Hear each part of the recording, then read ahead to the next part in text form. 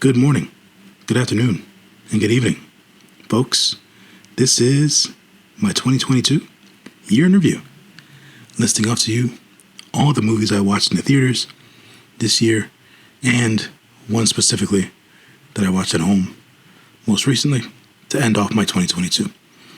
So to start off, I started my movie going prowess back in February. Death on the Nile was my first movie of the year back in February 10th to be exact. That particular movie was directed by Kenneth Branagh. He also starred in the movie as the great detective from Agatha Christie novels, Hercule Poirot. The movie also starred Gal Gadot, Letitia Wright, and Armie Hammer. I liked the movie. I enjoyed it quite a bit. Was it the best murder mystery of the year? No, but it's enjoyable. Then on the 27th of February, I watched Cyrano.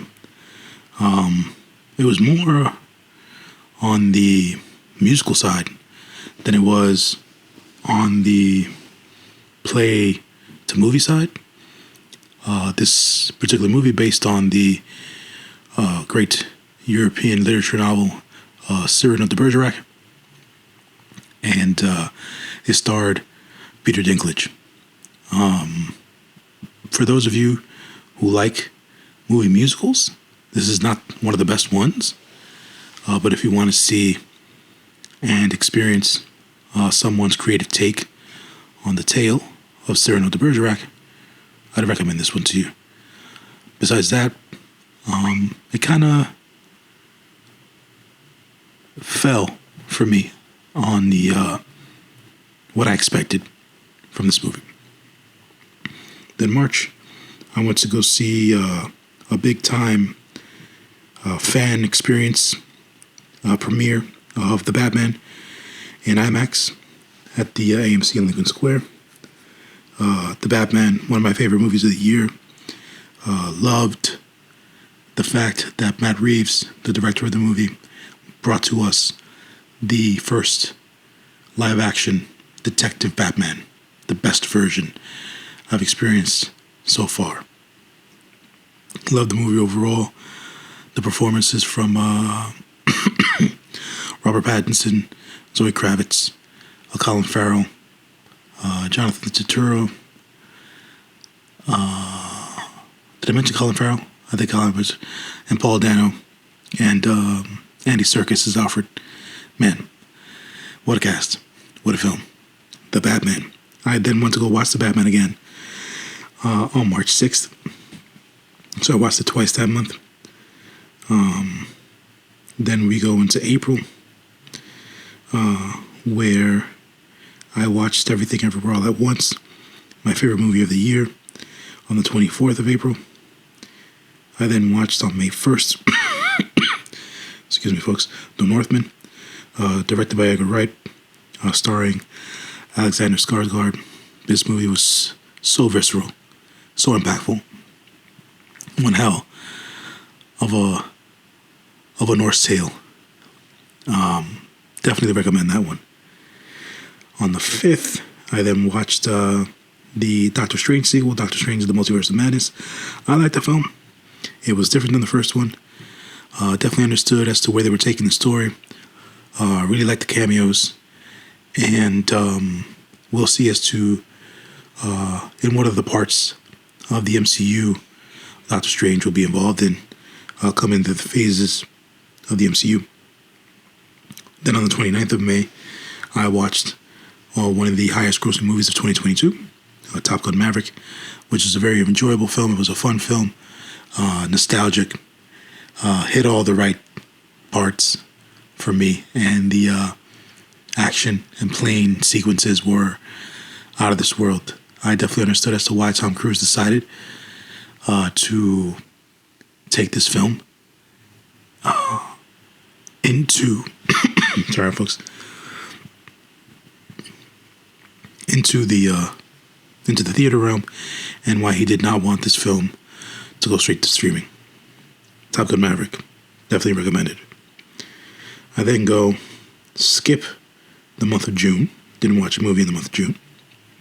Then in July, I watched Thor: Love and Thunder, the other MCU movie, at my least favorite theater in New York City, the AMC Empire 25, which is the MC in Times Square.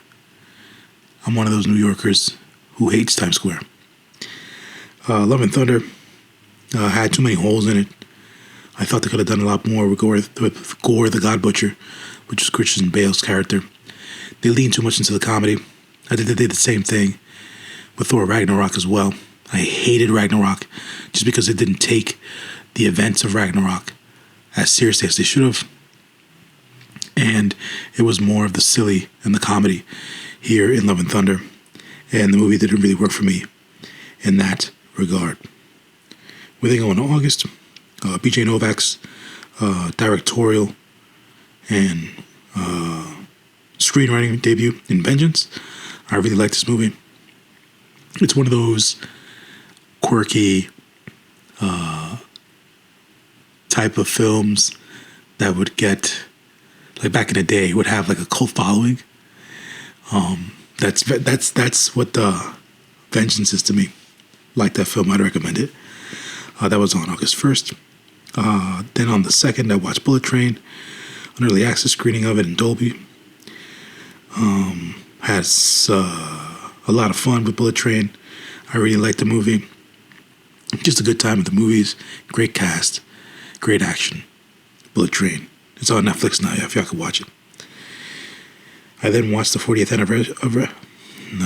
anniversary of E.T. the Extraterrestrial. Understood even more as to why Steven Spielberg is one of the greatest storytellers and directors in Hollywood history.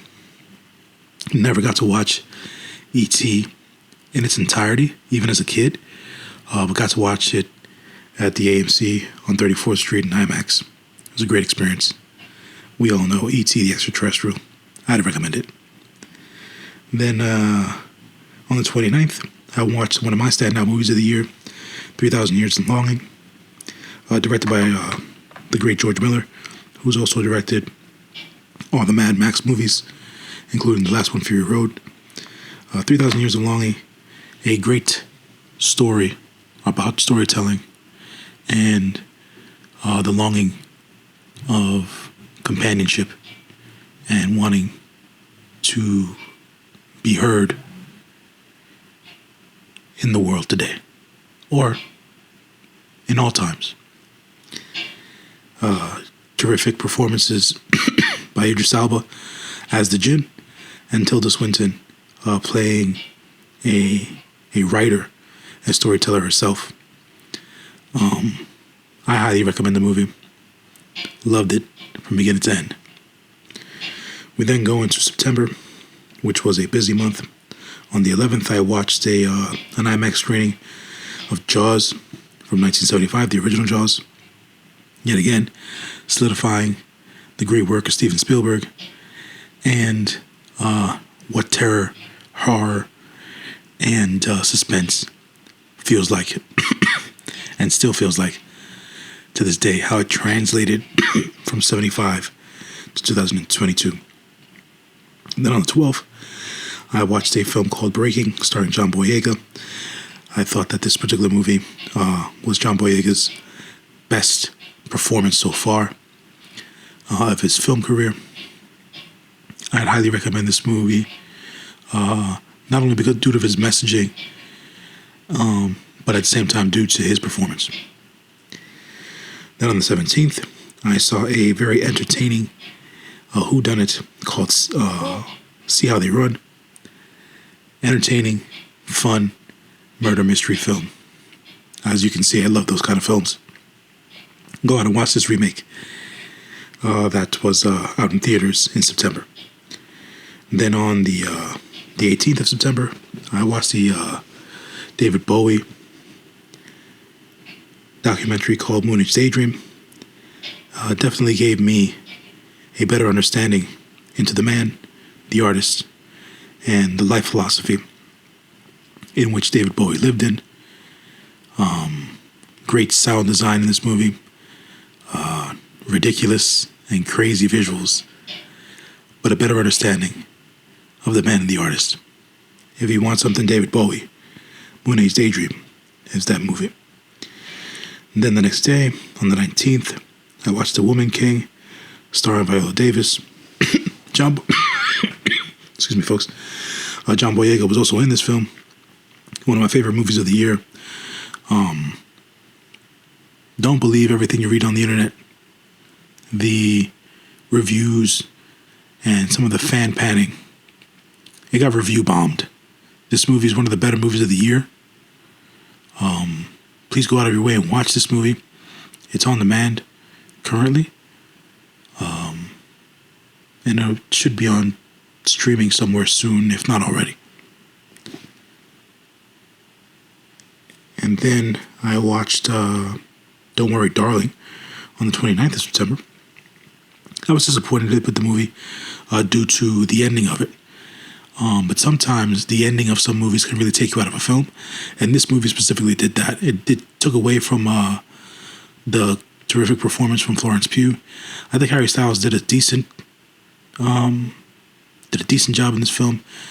Chris Pine, Olivia Wilde, the actual director of this film. This is her second frontline film. This time she got a bigger budget, but that ending just didn't do it for me.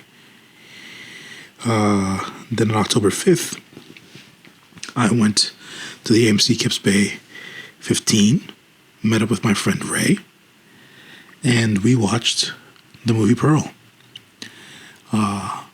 Ray and I walked away really liking this film.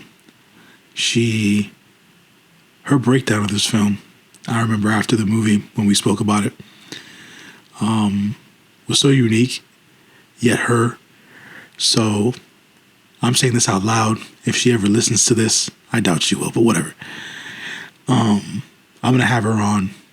I'm going to have to trick her some way to get her on to the podcast sometime this year and do a review with me so you guys can experience her stylings, because she's very unique and she's a one of one in how she expresses herself. So I'd like to give her that platform. Introduced me to Maya Goth, did Pearl. So I think the next Maya Goth film that's going to be out is going to be, what's the name of this movie? Something. Is it Infinity Pool? It's something Pool. It comes out this month.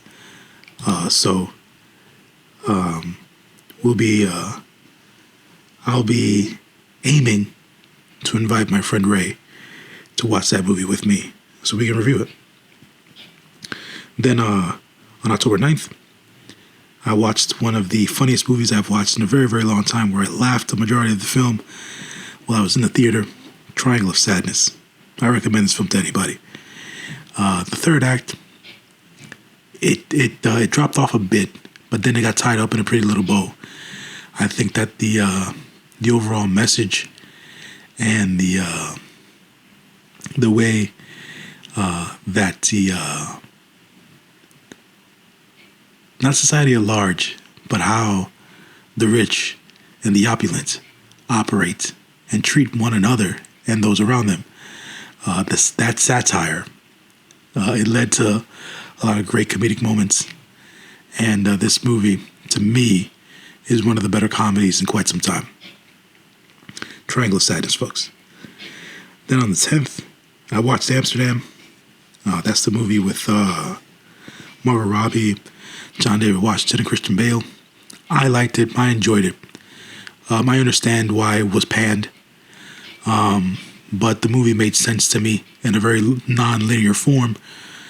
It came together well, but I guess people were expecting something else from the movie. Yet again, I think Margot Robbie has been getting typecast in the roles that she's been getting as of late. Not to say that she had a bad performance here, but always having to play the overly exuberant yet crazed woman is is becoming a little bit tiring at this point. So that's that. But Amsterdam I liked. That was on the 10th. Then on the 17th, I watched the anime classic Akira at the Alamo Drafthouse. One of the weirdest animes you'll ever watch. The movie came back out. It was released at the Alamo Drafthouse to be watched in the theater format. The movie was originally released in 1988. I've owned Akira on VHS, DVD, Blu-ray, and now 4K Blu-ray limited edition steelbook. And to still say it's one of the weirdest movies I'll ever watch is true. But the score, the soundtrack, is really what the movie is lauded for. And the term Neo Tokyo was created there. So Akira, the classic, on the 17th of October.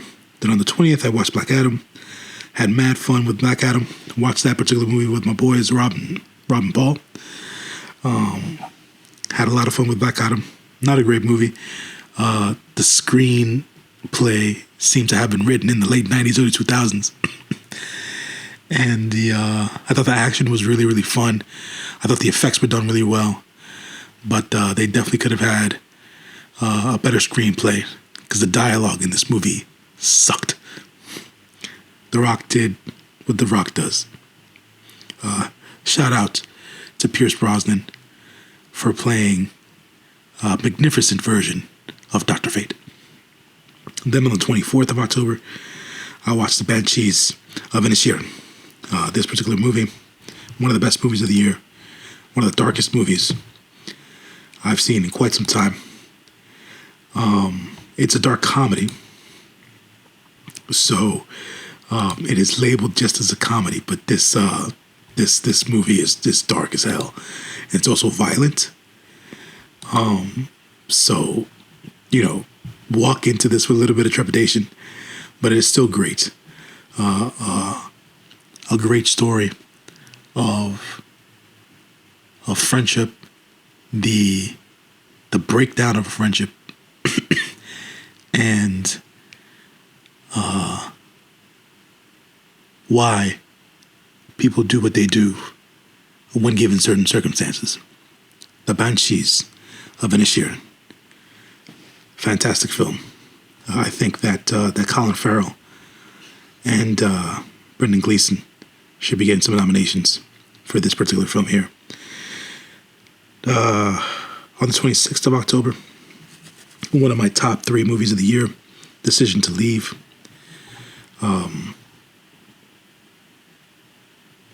Park Bong-hook directed this particular movie. It is a Korean film.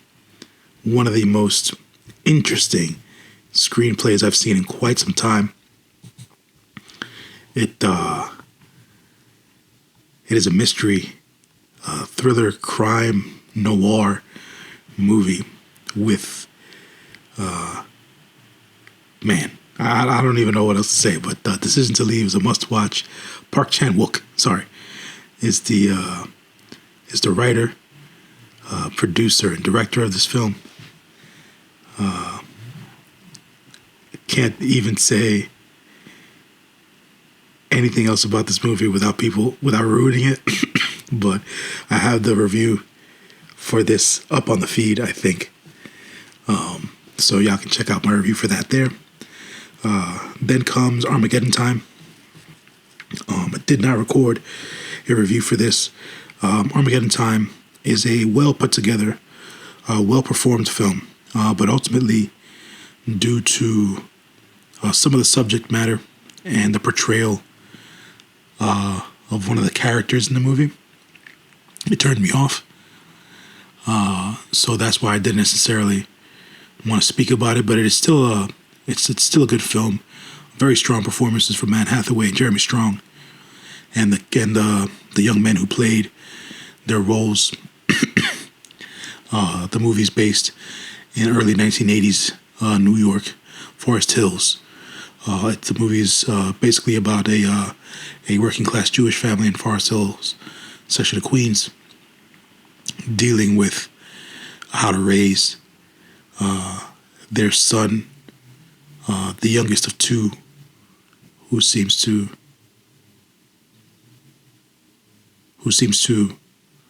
have a problem with his ability to learn. And then also you see his relationships to his family members, his friends, and those around him. Great performances from Anne Hathaway, Jeremy Strong. All praise due to Sir Anthony Hopkins for his portrayal in this movie as well. We then have November. Saw a 4K restoration of Gojira, the 1954 film of Godzilla. That's always fun. I've been watching that movie since I was a kid. Always recommend it for folks to see the evolution of these kaiju movies throughout the years. Then on the 10th of November, I watched Black Panther: Wakanda Forever. Y'all know my thoughts on that movie. The review's up on the feed. Check it out when you get a chance. On the 13th, I watched The Fabelmans. My review on that movie's up as well. The Inspection. Great performance by Gabrielle Union in that one. The review is also up on the feed. On the 25th, Glass Onion and Knives Out Mystery. Love that movie. A very entertaining, high-end murder mystery. My favorite murder mystery of the year. It's on Netflix now, folks. You can watch it. I then watched Devotion, starring Jonathan Majors on the 27th of November. I really liked that film. Walked into it knowing what it was going to be about, understanding what the messaging was, and what the overall story was going to be, and it delivered for me. So, Devotion, go out and watch it. The Sun, not necessarily something that I ever recommend to the world or the masses. Very strong subject matter, not for everybody, but Hugh Jackman's performance in this film was great. Then December comes, Guillermo del Toro's Pinocchio. Y'all know how I love this film. My favorite animated film of the year, one of my favorite movies of the year. I watched this in movie theaters. It's on Netflix now. Y'all can watch it. Hunt, another Korean film. This is a spy thriller movie. I would recommend that. Empire of Light. Y'all know how I feel about that. The review's up on the feed, but the movie fell short for me. The Whale, I thought was a tremendous movie. I watched that on the 12th. Avatar: The Way of Water, watched on the 15th. Great visual effects. This is a creativity with effects and performances boiled into one. Simple storyline, easy to follow, but still great. James Cameron, you're the man. I then watched Babylon on the 22nd. That movie was all over the place. Still entertaining, but just too much going on at all times. It's just, it was a clusterfuck. On Christmas Eve, I watched the Whitney Houston biopic, I Want to Dance with Somebody. Y'all know how I feel about that. If not, this is a movie that was released in Hollywood that should have been it's a made-for-TV movie. Enough about that. And then my last movie trip of the year was to see the movie Living at the Angelica Film Center and Cafe. Love that movie. That movie is at the top. If it's Everywhere All at Once, The Batman, Living, Decisions to Leave, and probably 3,000 years after that. So that was Living, and that was on the 29th of December. And then on the 30th, at home, I watched Marcel the Shell with shoes on. Love that movie. Great movie. Watch it, folks. That was my year in review, folks. Thank you for listening to my podcast. Thank you for tuning in. And I will be bringing y'all my most anticipated movies of 2023 next week. Until then, folks, this has been John L., your friendly neighborhood moviegoer, signing off. Until next time, I'll check y'all out. Be good and stay safe out there.